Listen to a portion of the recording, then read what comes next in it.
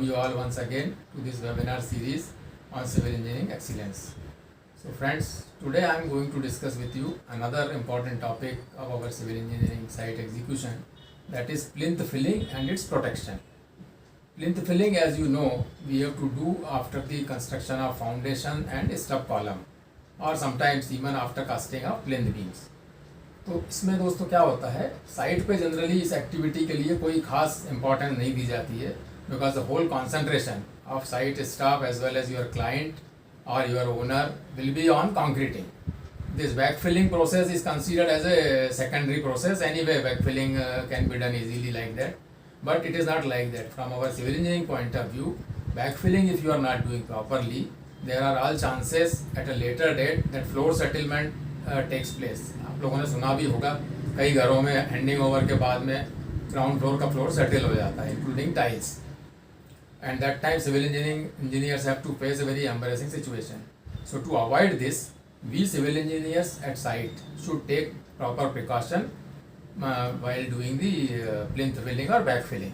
Now, how to do backfilling?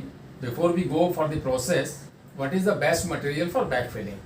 See, if you are in an area in which you are making buildings and all that, suppose black cotton soil is there, and black cotton soil is most vulnerable item, and you should never use for backfilling, because and it swells when water enters into that, and when it dries up it shrinks, and its bearing capacity is also very less, that is less than 5 ton per meter square. So bearing capacity, this black cotton soil you should totally remove from the site.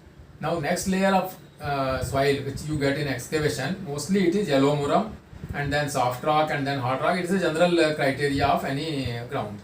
So that yellow muram part is a good material for backfilling. Even soft rock, if it is in granular material, you can use it for backfilling. So remove the total black cotton soil from the site. Now when to start this backfilling? In the moment you complete your foundations, so immediately you fill up to foundation level, so that when you do the curing of foundation, that water will add to the settlement of the soil. Then after casting of stub column, this process of backfilling should continue, and again it should be done in layers, and proper ramming should be there. Then after casting of plinth beam, you can do backfilling if the building is very small, and then only that in between portion you have to do the backfilling. But if suppose your site is big and that gap between two columns is more than 3 meter or so, then it is better before casting a plinth beam you complete the backfilling up to certain height using the power rollers, that road roller or vibro roller, any roller you can use, so that the process will be better and faster. But backfilling should always be done in layers. Now how much thick layer we should provide? Then suppose water availability at your site is good, plenty of water is available, then you can fill up even up to 600 mm in one layer and then flood lot of water. After little drying, you can do the rolling over that.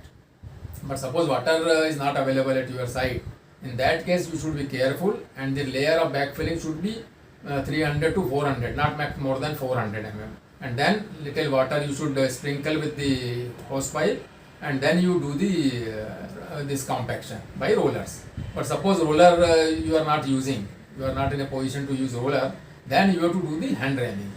Now hand ramming, how to do? See, this normally contractor, what they do, there is a circular plate of iron, thick plate, and then one handle will be there. That type of rammer they use. But I would not recommend that. What you should do is a thick wooden log, say maybe diameter 300 to 400 mm, about 1 meter height. Or suppose some tree cutting has taken place at your site, the tree trunk, but don't cut any tree for that. Tree trunk can be used, so you take about 1 meter height tree trunk, and to that you attach two wooden handles of say 2 inch, 3 inch diameter, so that two laborers, they can hold it and then ram it with this. So this is the best arrangement, so that what happens, that contact area of soil will be more, and the impact of wood will be better, and jerk will not come. Iron rammer, if you are using, lot of jerk comes to the hand of the labor, and then he will not be able to do the proper job.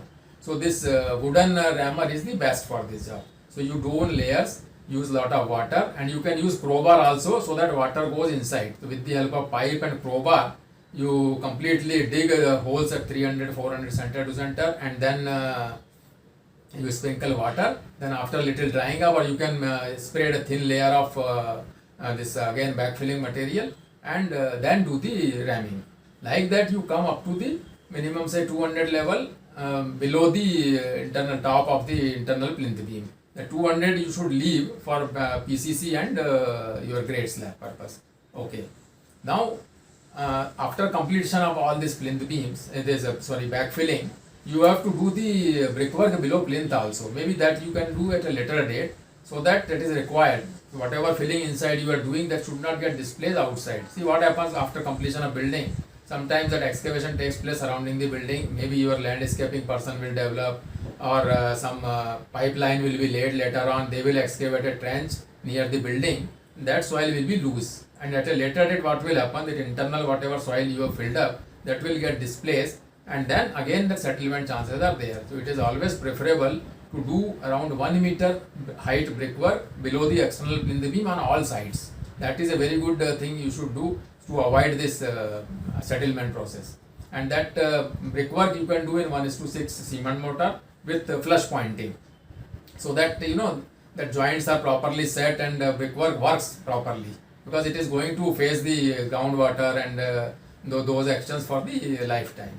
So this is how to do the backfilling. Now after leaving the 200-300 gap, whatever provisions are there given in your work order, maybe you can use some 200 layer of 200 thick layer of stone metal, or sometimes rubble soling people do. So that you can do rubble soling, or 100 metal pieces you can spread in 2 layers, compact it properly. Then over that you do PCC 136 about 75 mm or 100 mm thick, and then over that you should do a grade slab. Grade slab is nothing but a RCC slab, but it is not taking much of the load. It is only distributing the load with say 8 mm center to center.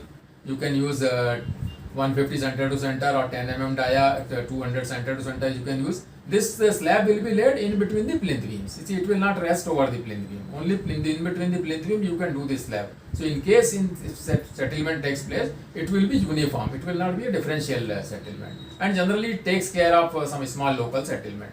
So this is all about how to do the plinth beam. So I hope you like this video, and if you are liking, please share this video with your friends. Also subscribe to this channel, and further details if you want on this topic, you can always refer to my blogs. The link for that is already seen and given in the description. So thanks for watching this video. Thank you.